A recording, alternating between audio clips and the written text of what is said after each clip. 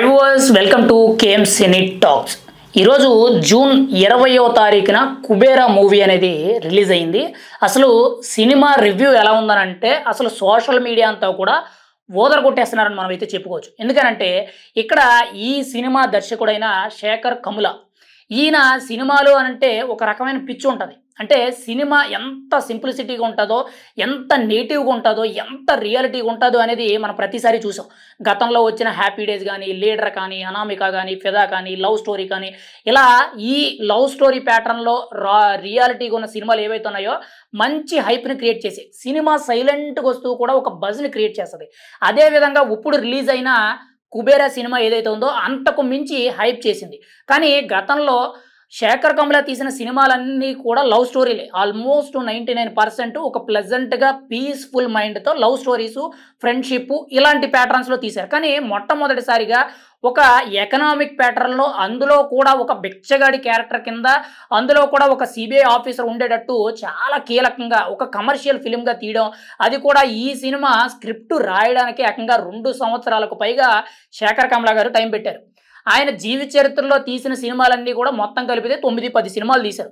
ప్రతి సినిమాకి కూడా కనీసం 3 ఏళ్ళు 4 ఏళ్ల టైం అయితే పెట్టారు. కానీ కుబేరా సినిమాకి కేవలం స్క్రిప్ట్ రైటింగ్కే ఏకంగా 2.5 సంవత్సరాల వరకు కూడా టైం పెట్టి చాలా పగడ్బందీగా రాశారంట. అయితే ఈ సినిమాలో పర్ఫార్మెన్స్ వైజ్గా చూసుకుంటే నాగార్జున ఆల్వేస్ ఎప్పుడు కింగ్ అని మనం చెప్తూనే ఉంటాం. ఆ రేంజ్లోనే ఉంది అని మనమైతే చెప్పుకోవచ్చు. ఎందుకనంటే ఇక్కడ శేఖర్ కమ్ల డైరెక్షన్లో నాగార్జున తన యొక్క యాక్టింగ్, నటన ఏదైతే ఇప్పటి వరకు కూడా చాలామంది నాగార్జున ఓల్డ్ అయిపోయాడు, ఇంకా ఏవో షోలు చేసుకుంటే బాగుంటుందని ఏదైతే చెప్పుకుంటారో, అంటే గత లాస్ట్ 5 to 6 years నుంచి కూడా నాగార్జునకి సరైన హిట్ అనేది లేదు. అయితే ఇప్పుడు ఈ సినిమాతో మళ్ళీ కూడా మంచి హైప్ వచ్చింది.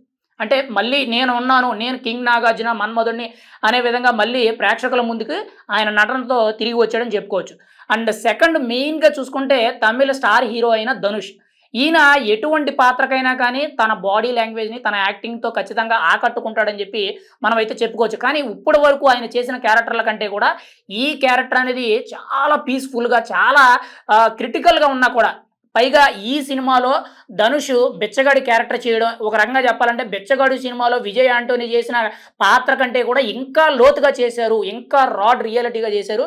అసలు ఆ పర్ఫార్మెన్స్కి దండం పెట్టేయాలని చెప్పి ప్రేక్షకులందరూ కూడా ఒక రకమైన హైప్ ఇస్తున్నారు. అసలు మెయిన్గా చెప్పుకుంటే ఈ కుబేరా మూవీకి నాగార్జున, రష్మిక, శేఖర్ కమ్ల వీళ్ళందరూ ఒక ఎత్తు అయితే, ఇక్కడ ధనుష్ ఒక ఎత్తు, ఆయన పర్ఫార్మెన్స్ బిచ్చగాడు క్యారెక్టర్లో ఒక ఎత్తు అనే విధంగా ఈ సీన్ అయితే, ఈ క్యారెక్టరైజేషన్ అయితే రాసినట్టు తెలుస్తుంది. అయితే రష్మికకి ఇంకోవైపు మెయిన్గా ధనుష్కి వీళ్ళిద్దరికీ కూడా కెమిస్ట్రీ అనేది కొంతవరకు కూడా చాలా బాగానే ఉంది. వీళ్ళిద్దరికీ కూడా కాంబినేషన్ పేర్ అనేది కరెక్ట్గా మ్యాచ్ అయ్యింది అని చెప్పి చాలామంది చెప్తూనే ఉన్నారు. అండ్ నెక్స్ట్ చూసుకుంటే కొన్ని ఎలివేషన్ సీన్స్లో, అంటే సెకండ్ హాఫ్కి వెళ్ళేటప్పటికి ముఖ్యంగా లాస్ట్ 40 minutesలో కూడా సినిమాలో దాదాపుగా ఒక 5 నుంచి 7 సీన్ల వరకు కూడా బాగా ఎమోషనల్ సీన్స్లో డిఎస్పి మ్యూజిక్ అయితే అసలు ఒక రకంగా ఎమోషనల్గా కనెక్టివిటీ అయిపోతాము అన్నంత లోతుగా తీసుకెళ్లారంట. అంటే ఒక రకంగా కొన్ని సీన్లకి డిఎస్పి సరైన మ్యూజిక్ ఇచ్చాడు. తన వర్క్ ఏదైతే ఉందో, తన బాధ్యత ఏదైతే ఉందో దాన్ని బాగా నెరవేర్చాడు. ఈ సినిమాకి మంచి మ్యూజిక్ అందించాడని చెప్పి మనకైతే రివ్యూ అయితే తెలుస్తుంది. దాంతోపాటు మెయిన్గా చూసుకుంటే సినిమా ఓవరాల్గా ఫస్ట్ హాఫ్ అంతా కూడా చాలా ఎంగేజింగ్గా, బజ్గా, ఎక్కడ కూడా బోర్ కొట్టకుండా కంటిన్యూగా నెక్స్ట్ సీన్ ఏం జరుగుద్ది, నెక్స్ట్ ఏం జరగబోతుంది, ఎవరెవరు ఏ విధంగా యాక్ట్ చేయబోతున్నారు అనే ఒక సస్పెన్స్ అయితే ఉంటుంది. దాంతో సెకండ్ హాఫ్కి వెళ్ళేటప్పుడు కూడా చాలా ఎమోషనల్గా ఈ బిచ్చగాడి క్యారెక్టర్ అనేది బాగా లోతుగా తీసుకువెళ్ళడం అయితే జరిగింది. అయితే సినిమా ఓవరాల్గా చూసుకుంటే ఏకంగా 3.5 గంటలకు పైగా ఉండడంతో కొంత టైం లెంత్ అనేది లాగీగా కొన్ని సందర్భాల్లో అనిపించిందని చెప్పి కొంతమంది అయితే చెప్తున్నారు.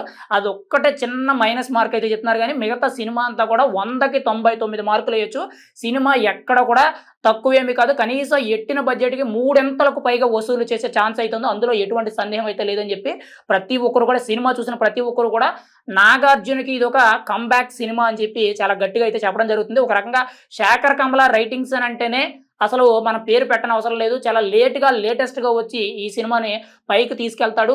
ఈ 2025 సంవత్సరంలో ఒక మంచి సూపర్ హిట్ కమర్షియల్ సినిమా ఏదైనా ఉందంటే అది 'కుబేరా' అని చెప్పి చాలామంది అయితే రివ్యూ చాలా గట్టిగా చెప్పడం జరుగుతుంది. సినిమా కూడా చాలా బాగుందని చెప్పి ఇప్పటికే కూడా సోషల్ మీడియాలో ఎవరికి వాళ్ళు పోస్టులు పెట్టడం గానీ, ఇంకోవైపు సినీ క్రిటిక్స్ గానీ ప్రతి ఒక్కరు కూడా రివ్యూస్ కూడా చాలా పాజిటివ్‌గా సినిమాకి ఖచ్చితంగా ప్రతి ఒక్కరు చూడవలసిన సినిమా అనే విధంగా ప్రతి ఒక్కరు రివ్యూ చెప్పడం అయితే జరుగుతుంది. ఏది ఏమైనా సరే సినిమా ఓవరాల్‌గా మంచి సూపర్ హిట్ అని మనమైతే చెప్పుకోవచ్చు. ఖచ్చితంగా ప్రతి ఒక్కరు చూడొచ్చు. ఓవరాల్‌గా ఖచ్చితంగా 400,00,00,000, 500,00,00,000 వరకు కూడా కొల్లగొట్టే ఛాన్స్ అయితే ఉంది అని చెప్పి తెలుస్తుంది. మరి ఈరోజు సినిమా రిలీజ్ అయింది.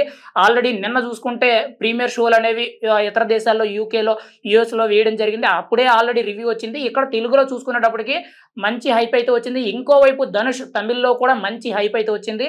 ఏది ఏమైనా సరే ఈ సినిమాకి ప్రాణం పెట్టింది 'ధనుష్' అనే విధంగా ప్రతి ఒక్కరు కూడా హ్యాట్స్ ఆఫ్ చెప్తున్నారని మనమైతే చాలా గట్టిగా చెప్పొచ్చు. ఫైనల్‌గా 'కుబేరా' అనేది కొల్లగొడుతుంది. ఖచ్చితంగా కోట్లు కుమ్మరిస్తుందని చెప్పి మనమైతే చెప్పుకోవచ్చు. శేఖర్ కమ్ల రైటింగ్స్ అంటేనే 2.5 సంవత్సరాలు స్క్రిప్ట్ రాసాడంటేనే ప్రాజెక్ట్ ఏ లెవెల్‌లో ఉంటుందనేది మనమైతే ఆలోచించుకోవాలి.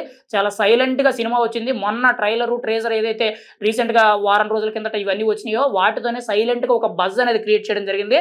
ఇండస్ట్రీలో మరో మంచి హిట్ అని మనమైతే చెప్పుకోవచ్చు.